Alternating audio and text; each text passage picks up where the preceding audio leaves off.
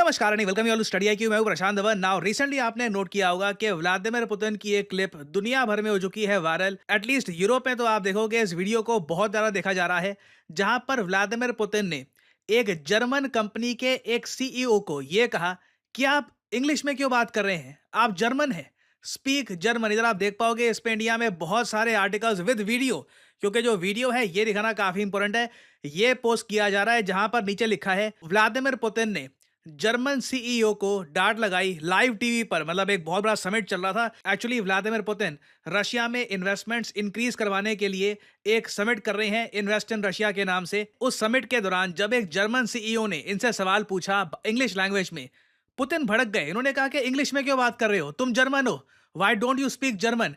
ये जो छोटी सी क्लिप है कुछ सेकंड्स की, ये मैं आपको दिखाना चाहता हूं और फिर हम बात करेंगे कि व्लादिमीर पुतिन ने ये रैंडमली नहीं कहा।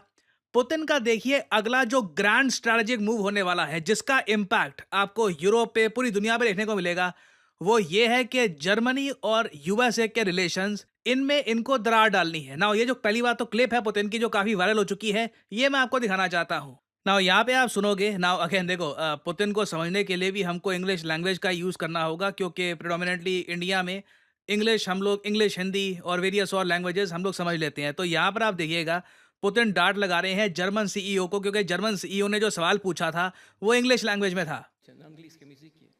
You're representing the Federal Republic of Germany. You should speak German. Why are you asking me in English? Think about your sovereignty. Oh, don't you have translation from German? Well, come on. ना इन्होंने बहुत ज़्यादा important यहाँ पर statements दिए। इन्होंने ये कहा है कि अपनी सॉवरेंटी के बारे में सोचो, तुम्हारा देश है, तुम्हारी खुद की भाषा है, तुम अपनी भाषा भी धीरे धीरे भूल रहे हो, इंग्लिश में बात कर रहे हो यहाँ पे समिट्स में। हम सबके पास ट्रांसलेशंस की यहाँ पे सर्विस है, तुम जर्मन में बोलो, यहाँ पे मुझे ट्रांसलेशन मिलेगी रशियन में, मैं समझ लूंगा, तुम इंग्लिश में क्यों बात कर रहे हो। इसके जवाब में सीईओ ने बाद में फिर बोला कि मैं बिल्कुल जर्मन का रिस्पेक्ट करता हूँ, जर्मन लैंग्वेज का, बट मुझे लगा कि इंग्लिश में बोलूंगा तो आप लोगों को सुनने में आसानी होगी। मगर व्लादिमीर पुतिन ने अपनी तरफ से, जो ये स्टेटमेंट है पुतिन की बहुत पॉलिटिकल थी, उन्होंने ना एक जो इनकी लाइन है आज के समय कि यूएस जर्मनी का नुकसान कर रहा है, जर्मनी लगातार नुकसान में जाता जा रहा है, इसको आगे बढ़ाया है। कुछ ही दिन पहले देखिए व्लादिमीर पुतिन ने एक बहुत ही इंपॉर्टेंट स्टेटमेंट दी थी जर्मनी की इकोनॉमी के बारे में। ना इधर आप देख पाओगे व्लादिमीर पुतिन कह रही हैं कि एंटायर एंटरप्राइजेस, एंटायर इंडस्ट्रीज जो है जर्मनी में ये बंद हो रही है, क्योंकि यूएसए के ऑर्डर्स फॉलो करने की वजह से जर्मनी को हो रहा है भारी नुकसान। ना यहाँ पे आपको समझना होगा पुतिन का ये कहने का रीजन क्या है। जर्मनी कई दशकों से यूरोप का आप कह लीजिए ग्रोथ का इंजन था। उसका रीजन बहुत ही सिंपल है, रशिया से जर्मनी को मिलती थी सस्ते रेट पर एनर्जी, नेचुरल गैस और वेरियस और पेट्रो प्रोडक्ट्स, ये सब कुछ परचेज करते थे ये लोग रशिया से। मगर जब से रशिया यूक्रेन वॉर स्टार्ट हुई है, जर्मनी ने रशिया से परचेज करना ये सब बंद कर दिया है या काफ़ी कम कर दिया है।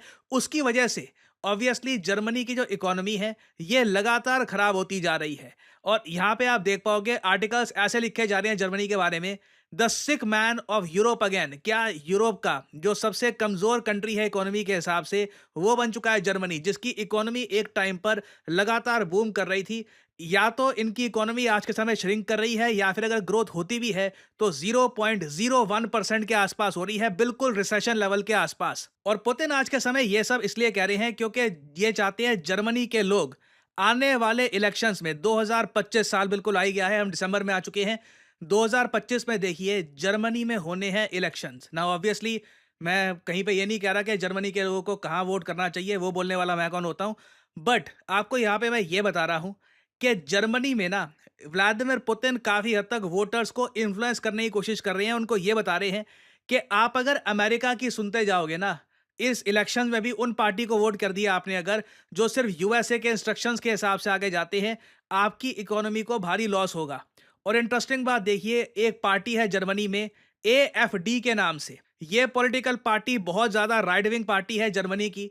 और ये लोग ओपनली ये भी कह चुके हैं कि अगर ये जीत जाते हैं ना, तो ये जर्मनी को यूरोपियन यूनियन से भी बाहर निकाल देंगे। ये मैं आपको बता दूं अब तक का सबसे बड़ा जियोपॉलिटिकल बदलाव होगा यूरोप में, अगर यूरोपियन यूनियन ही टूट जाता है। क्योंकि यूरोपियन यूनियन में से आप जर्मनी को निकाल दो, सबसे बड़ी इकोनॉमी जो है यूरोपियन यूनियन की, उसको निकाल दो, एवरीथिंग चेंजेस। उसके बाद आसपास की जो इकोनॉमीज हैं, इनकी जो ग्रोथ रेट है, उस पर भी भारी इम्पैक्ट पड़ने वाला है। तो पुतिन जो ये स्टेटमेंट्स दे रहे हैं कि जर्मनी के लोग अपनी सॉवरेनिटी मत भूल जाना, ये मत भूल जाना कि तुम जर्मन हो, इंग्लिश में क्यों बात कर रहे हो, अपने बारे में सोचो। अमेरिकन बोलेंगे तुमको कि रशिया से ऑयल नेचुरल गैस परचेज करना बंद कर दो, तुमने बंद कर दिया, ये भी नहीं सोचा कि तुम्हारी इकोनॉमी पे क्या इम्पैक्ट पड़ेगा।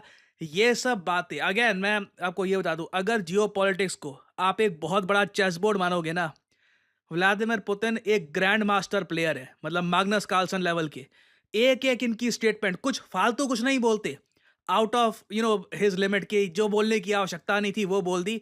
लिमिट में टू द पॉइंट बोलते हैं, और सीधा इनका एक निशाना होता है कि इन दो कंट्रीज के रिलेशंस में मुझे इम्पैक्ट डालना है, इस कंट्री में इलेक्शन होने वाले हैं, यहाँ पे मुझे एक मैसेज पहुंचाना है। वो इन्होंने चुपचाप पहुंचा दिया है। नाउ जर्मनी की कमेंट के बाद व्लादिमीर पुतिन ने सीधा बात करी भारत की। भारत में हम लोगों को क्या चाहिए? हमें चाहिए मैन्युफैक्चरिंग जॉब्स। पुतिन ये बात समझते हैं कि जो भारत को उम्मीद थी कि अमेरिकन कंपनीज ह्यूमंगस स्केल पर मैन्युफैक्चरिंग स्टार्ट कर देगी भारत में, उस लेवल पे काम हुआ नहीं है। आई मीन एप्पल ने, उसके अलावा कई और अमेरिकन कंपनीज हैं, इन्होंने काफी कुछ किया है भारत में, मगर अभी भी ग्लोबल मैन्युफैक्चरिंग में भारत का जो ओवरऑल स्टेक है, ये 10% से भी काफी कम है। तो पुतिन ने अब देखिए भारत को भी ये बोलना स्टार्ट कर दिया, आपको मेन चीज क्या चाहिए थी? मैन्युफैक्चरिंग ना। We are also ready to set up manufacturing operations in India. Basically मैं आपको ये बता दूं, 2025 से ना रशिया की पॉलिसी जो मैं लगातार हर जगह से देख पा रहा हूं, वो ये है, मेक इन इंडिया को ये बहुत बढ़ चढ़ के सपोर्ट करेंगे। रशिया ये चाहता है कि इंडियंस ये बात समझे कि ना सिर्फ डिफेंस के मामले में, इकोनॉमिक एस्पेक्ट्स पे भी ना, अगर आपको लार्ज स्केल जॉब्स चाहिए, अगर आपको मैन्युफैक्चरिंग करनी है, वो हम आपको करवा के दे देंगे। चाहे रशिया एक ऐसा कंट्री नहीं है जहाँ पे लाखों इंडियंस जाकर काम कर सके वीज़ा के अंडर, क्योंकि वहाँ पे सैलरीज रशिया में उतनी हाई नहीं है जितनी यूएसए में है। मगर पुतिन का ये कहना है कि मेक इन इंडिया को जेन्युइन ग्राउंड लेवल पर अगर कोई हैवी पुश कोई कंट्री देने वाला है, तो वो रशिया होगा। और अगेन देखो, ये बात इन्होंने कही है, क्या 2025 में रशिया क्या जेन्युइनली ऐसे स्टेप्स लेगा जिससे इंडिया में बहुत सारे मैन्युफैक्चरिंग यूनिट्स ये लोग लगाएंगे, जिससे जॉब्स बनेगी, लोगों की पॉवर्टी दूर होगी और लोगों का स्टैंडर्ड ऑफ लिविंग इंप्रूव होगा? ये देखना होगा। This will be very interesting to see. But यहाँ पे मैं आपसे जानना चाहूंगा आपका ओपिनियन। एक्चुअली कई इंडियंस भी, जो पुतिन की स्टेटमेंट थी रिगार्डिंग जर्मन, उसको डिस्कस कर रहे थे। कई इंडियंस ने भी कहा कि पुतिन ठीक कह रहे हैं कि एक बार को एक कंट्री को अपनी जो लैंग्वेज है उस पर फोकस करना चाहिए। बट इंडिया जैसा देश जहाँ पे हमारे पास वेरियस लैंग्वेजेस हैं, क्या हमारे देश में हमें इंग्लिश की आवश्यकता है, जो एक काफ़ी हद तक ब्रिज का काम करती है, कि आपको अगर बात करनी है एक नॉन हिंदी स्पीकर एक हिंदी स्पीकर से, तो इंग्लिश का यूज़ कर सकते हैं एक दूसरे को समझने में। तो बताइएगा यहाँ पर, आप व्लादिमीर पुतिन की स्टेटमेंट से एग्री करते हैं या डिसएग्री करते हैं? मैं जानना चाहूंगा आपका ओपिनियन। और फाइनली आप लोगों से मैं यहाँ पर एक एमसीक्यू भी पूछूंगा। क्वेश्चन ये है कि recently Oxford word of the year 2024 का जो शब्द है वर्ड ऑफ द ईयर, ये ऑक्सफोर्ड ने डिक्लेयर किया है। बताइए ये क्या है? ये है यहाँ पे आपकी options, brain rot, rizz, mind drain या फिर mega. What is Oxford word of the year 2024? Comment section में करिए उत्तर। जो लोग देंगे सही आंसर, उनकी कमेंट को मैं दे दूंगा हार्ट, ताकि बाकी लोग समझ पाएं कि सही उत्तर क्या है। और फाइनली आप लोगों के लिए बहुत ही इंपॉर्टेंट सूचना, अगर आप आने वाले प्रीलिम्स एग्जाम की तैयारी कर रहे हैं, आपको एक क्रैश कोर्स चाहिए उसका, तो स्टडी IQ आपके लेके आया है SIP क्रैश कोर्स। सिंपली जाइए कमेंट सेक्शन में, ये लिंक यहाँ पे आपको मिल जाएगा, इस पे करिए क्लिक और यहाँ पे आप परचेज कर पाएंगे स्टडी IQ का प्रीलिम्स क्रैश कोर्स। बहुत ज़्यादा अफोर्डेबल प्राइस पे ये अवेलेबल है, 7,500 रुपये। बट ये भी पे मत करो, ये पे करने की क्या आवश्यकता है? यहाँ पे लिखा है ना 3 ऑफर्स अवेलेबल, इधर क्लिक करिए और यहाँ पे आपसे कोड मांगेंगे, कोड यहाँ पे डालिए PD10 और प्राइसेस और गिर जाएंगे सिर्फ 6,000 रुपये में। 9 महीने की वैलिडिटी के साथ आप ये कोर्स कर सकते हैं परचेज। एक बहुत इंपॉर्टेंट क्रैश कोर्स है जिसमें जल्दी से आपकी यूपीएससी की प्रिपरेशन कराई जाएगी, ताकि आप आने वाले एग्जामिनेशन के लिए खुद को प्रिपेयर कर पाएं।